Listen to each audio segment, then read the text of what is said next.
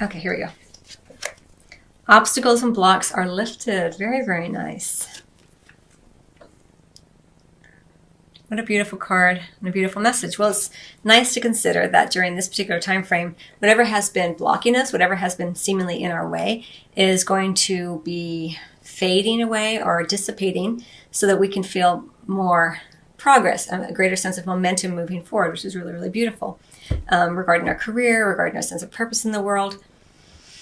Lovely energy. And for me, I'm really drawn to all that beautiful purple and the crown chakra and this idea of allowing spirit to help. This idea of no longer feeling as though you're just doing it yourself, but that you have teammates upon the etheric side, on the spirit side, who are assisting you as you move forward, which is really a beautiful feeling and understanding to have. We have Justice under the deck. Beautiful card. Okay. So what we're meant to not do or stop doing, we have the Eight of Wands in reverse. What we're meant to do or start doing or keep doing, we have the King of Swords. And what we can expect regardless is the Two of Pentacles in reverse. Well, I love this because we have this obstacles and blocks are lifted, right?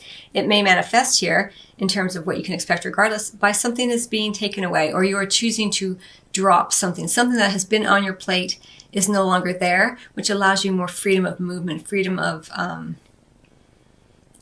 purpose, let's say, which is really, really nice to see, and it confirms so beautifully that energy. Now, what you're meant to not do or stop doing, we have the Eight of Wands in reverse. So, calm down. Calm down, Leo. I'm Leo rising, so I can joke. This is, again, obstacles and blocks are lifted. You are possibly dropping something, or something is being taken from you, but I kind of feel like you're dropping it. You're making a choice to alleviate what you're juggling here.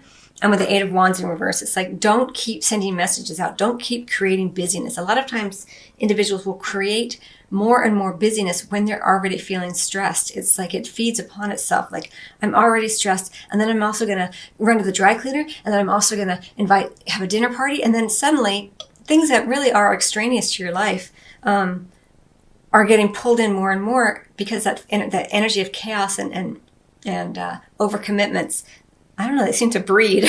So whatever you can during this particular time frame. And not only is it for me about, something being dropped or you dropping something, it's not about some big project necessarily. It's like in the day-to-day, this busyness. Stop doing this busyness. This idea that I'm so busy. Well, are you? Or are you just creating more stress and chaos in your life by choosing to do a bunch of little things that don't actually progress you or don't feel good to your soul? They may feel more obligatory or just an older pattern. Remember, you're working with this energy of obstacles and blocks are lifted, but you're working in conjunction with the divine, with spirits, right?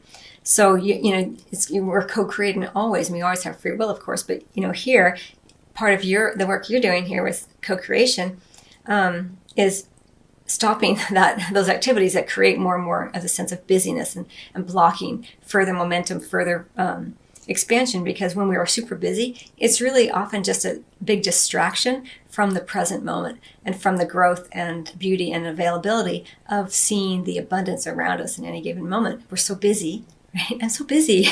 Who hasn't experienced that?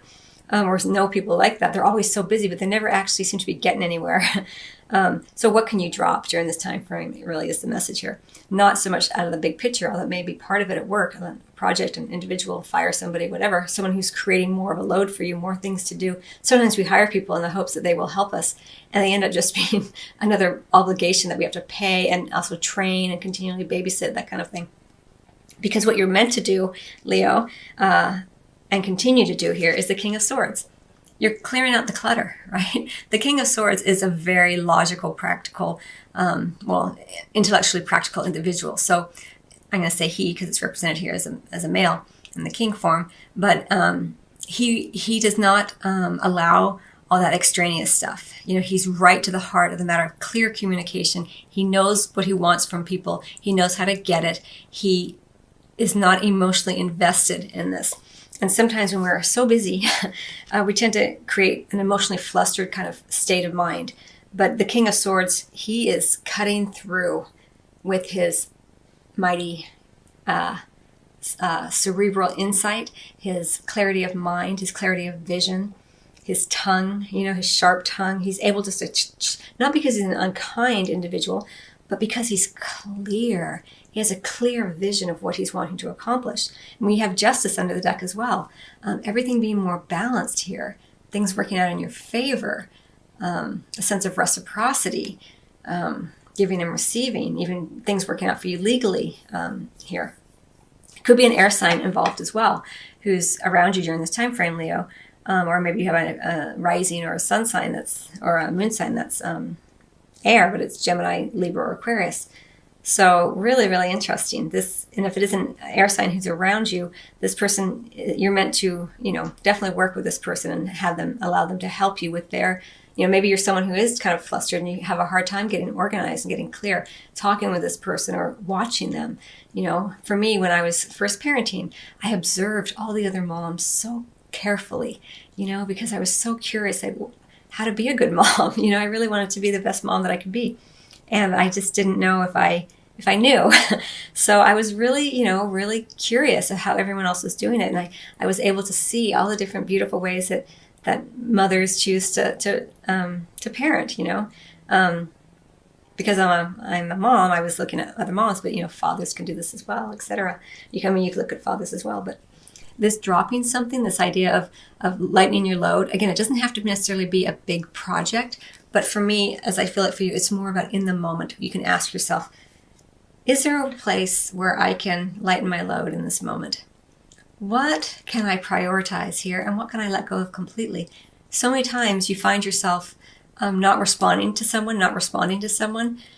It seems so important, or they're pressuring you, and then you kind of, and then it just takes care of itself. You're like, or someone else comes in and takes care of it for you. Not because you're passive aggressive, but just because you're prioritizing. You're not feeding into someone else's energy of, oh my God, and you think, oh, I have to help them.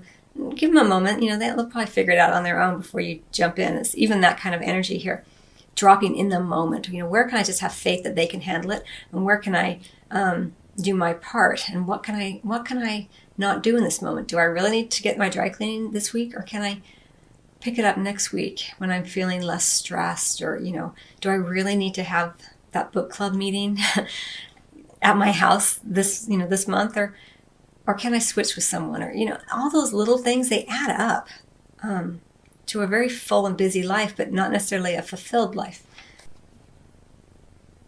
Okay. So just be aware regarding your financial situation that you are paying attention. I'm just going to say it like this, because this is a relatively short reading and I don't want to go too into the money aspect of it. Remember, I'm not a financial advisor. I'm a spiritual resource for you.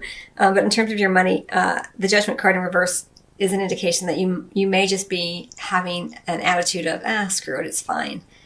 So just be conscious of where you are creating more obstacles and blocks for yourself by not paying attention to something that needs attention during this time frame. Again, some of the things that you're dropping are in the moment. It may be even that is room here within your money to be and embody a greater sense of financial mastery. Interesting.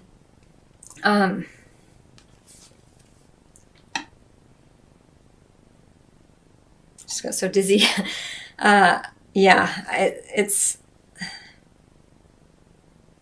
almost like there's let's say it this way. There's an energetic opportunity here, an energetic pattern, let's say, that you are being invited to look at again.